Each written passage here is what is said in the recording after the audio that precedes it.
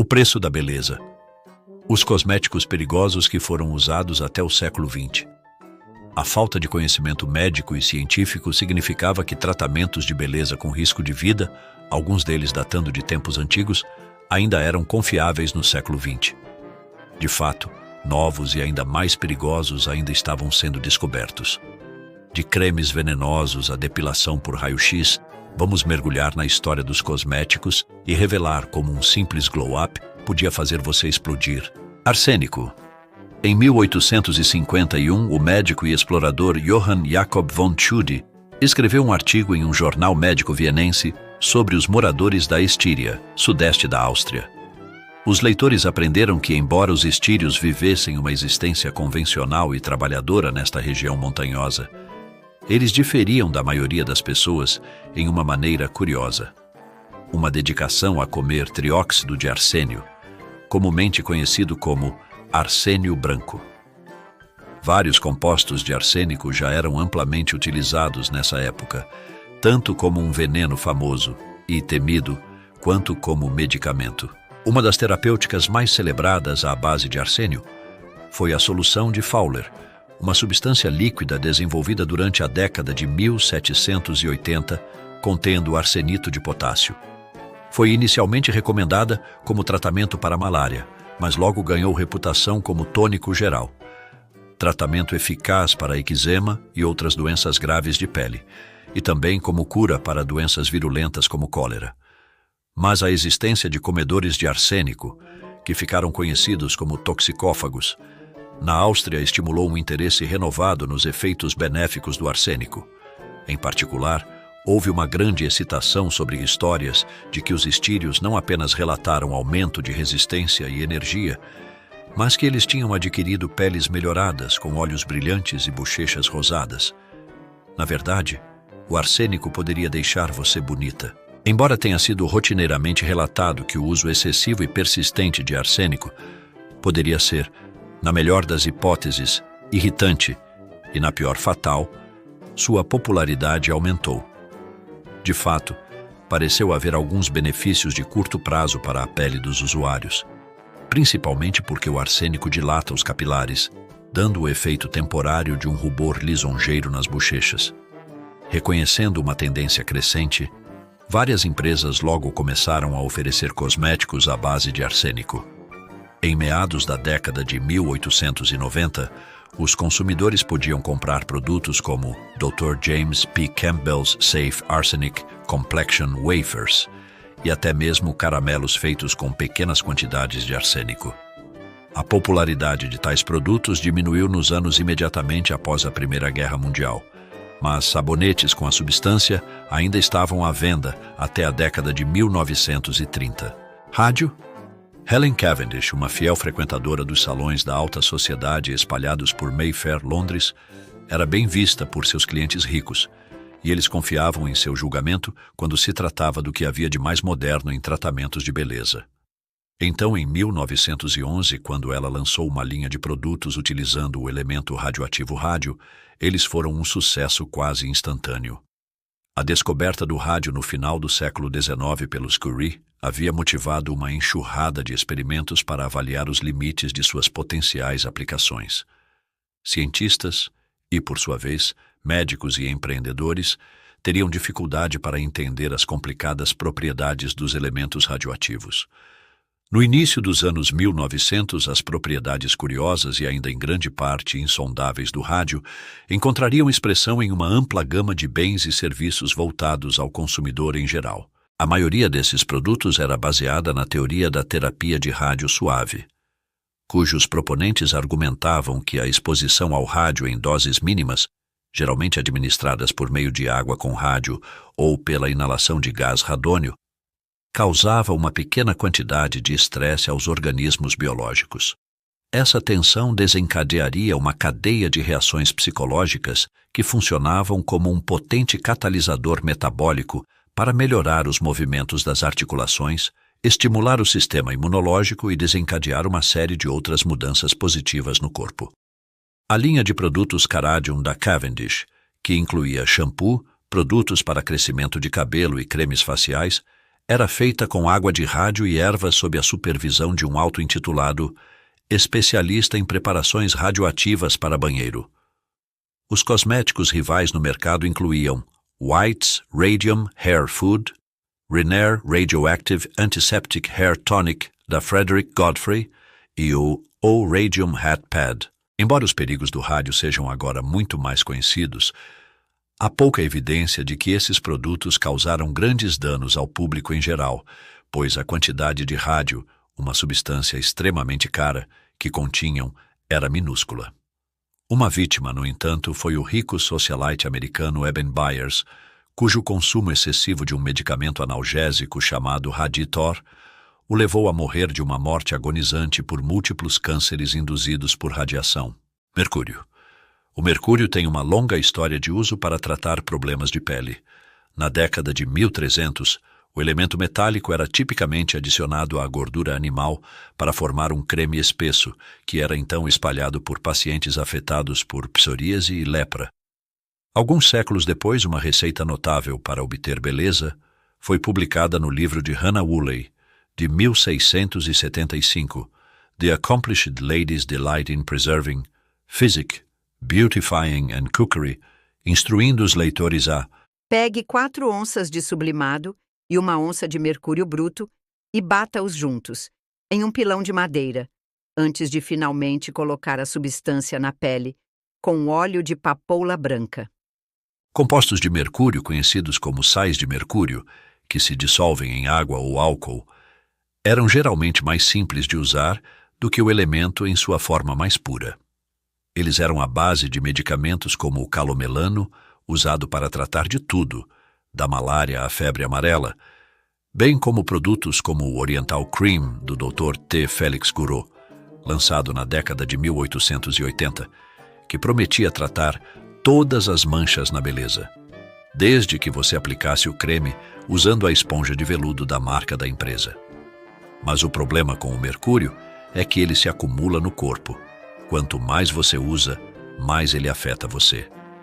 Ele se espalha rapidamente pelos tecidos, afrouxa os dentes, causa úlceras estomacais, danifica o sistema nervoso e, por fim, causa a morte. Não foi até 1936 que o cloreto de mercúrio foi finalmente removido do creme de Gouraud, e a fórmula mudou para sempre.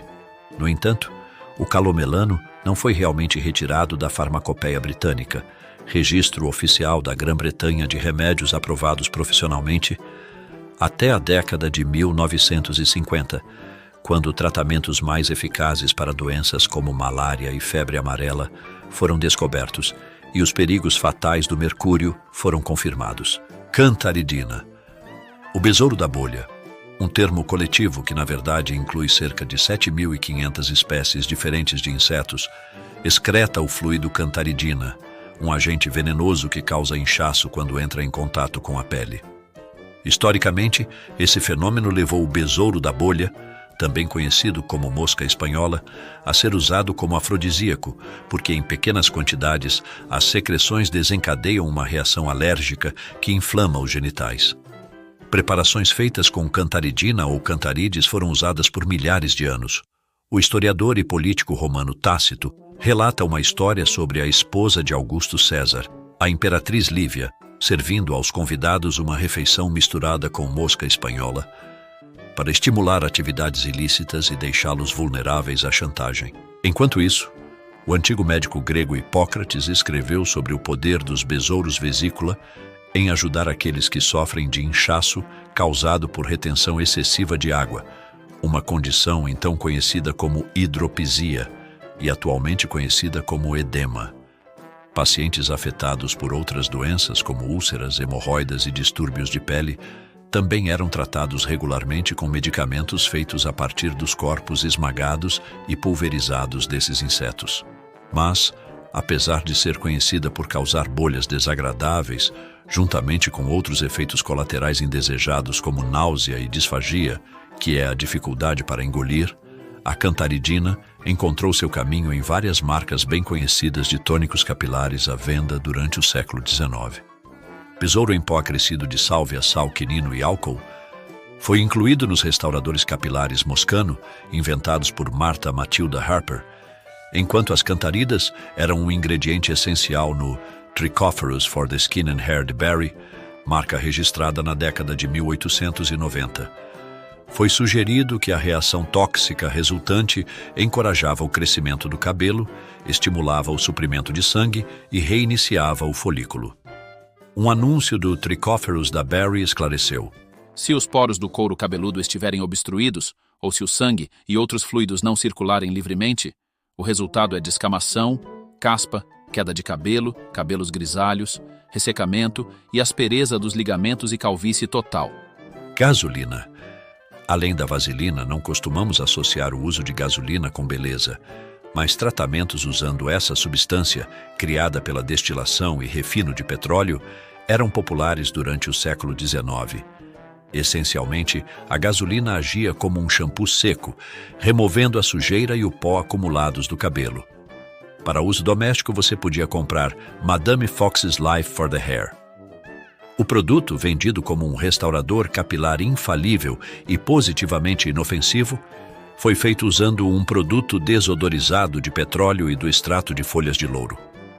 Os salões de cabeleireiro, que até pelo menos a década de 1920 muitas vezes não tinham acesso a água corrente quente e fria, dependiam de lavagens de petróleo para limpar o cabelo de seus clientes enquanto seco. Mas aplicar essas loções e depois secá-las com uma toalha, às vezes levava a consequências fatais. Em julho de 1897, uma mulher chamada Fanny Samuelson morreu depois que seu cabelo pegou fogo durante uma lavagem com gasolina no salão de luxo de Monsieur Emile & Co., em Londres. No inquérito do mês seguinte, foi determinado que a gasolina era tão instável que o atrito causado pela mera fricção do cabelo saturado teria sido suficiente para resultar em combustão.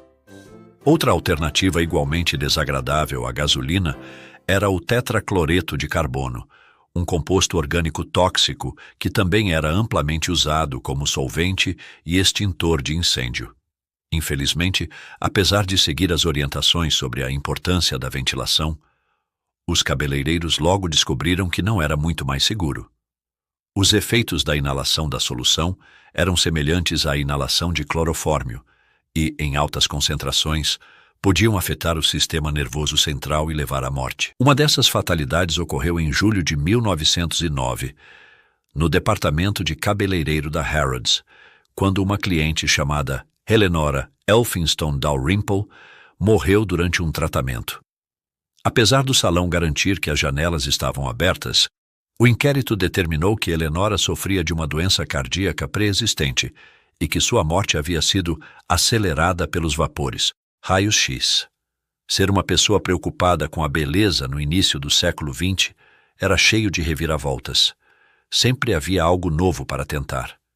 No início dos anos 1900, a última moda eram os raios-x, e como o descobridor Wilhelm Röntgen não havia patenteado seu método de gerá-los, as pessoas logo estavam construindo suas próprias máquinas.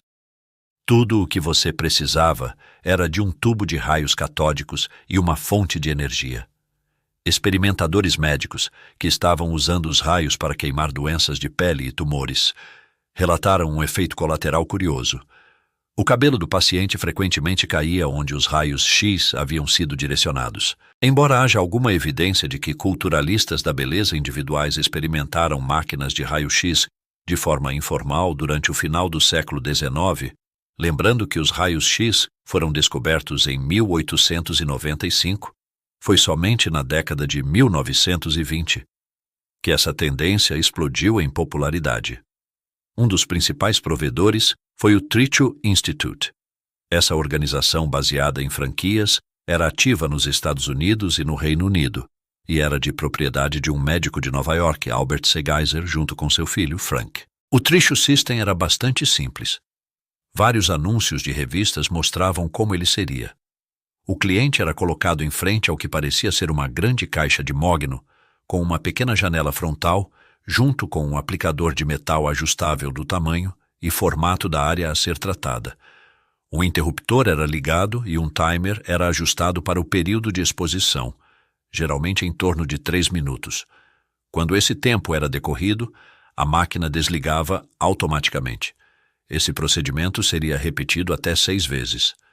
Embora assustador para nós agora, a remoção de pelos por raios-x oferecia benefícios significativos de curto prazo em relação aos tratamentos alternativos disponíveis na época. Era relativamente indolor, conveniente e completamente livre de odores, uma melhoria em relação a qualquer creme disponível na época, e vinha com uma garantia de 5 anos.